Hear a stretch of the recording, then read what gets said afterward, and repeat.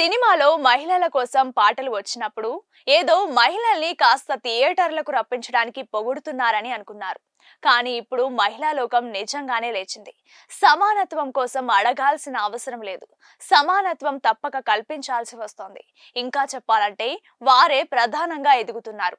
పరిస్థితి ఎలా మారిందంటే కొద్ది కాలంలోనే అంటే ఈ తరంలోనే మాతృస్వామ్యాన్ని మనం చూడబోతున్నాం.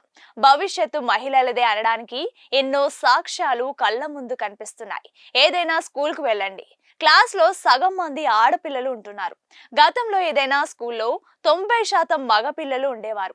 కానీ ఇప్పుడు ప్రభుత్వ స్కూల్ నుంచి ప్రైవేట్ స్కూల్ వరకు ఏ క్లాస్లో చూసినా సగం మంది ఆడపిల్లలు కనిపిస్తున్నారు. ప్రతి ఇంట్లోనూ ఓ ఆడపిల్ల ఉండాలనుకుంటున్నారు, ఉంటున్నారు కూడా. ఇది వచ్చిన మార్పు. అంటే రాబోయే రోజుల్లో ఈ మహిళా ప్రపంచనం ఏ స్థాయిలో ఉంటుందో చెప్పాల్సిన పనిలేదు.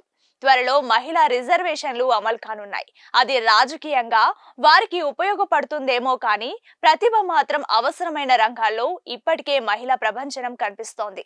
ఉద్యోగాల్లో మహిళలకే ఎక్కువ అవకాశాలు లభిస్తున్నాయి. ప్రస్తుతం విద్యా సంస్థల్లో ఉన్న అమ్మాయిలు కెరీర్ కోసం మొదటి అడుగు వేస్తే వారిదే రాజ్యం అవుతుంది.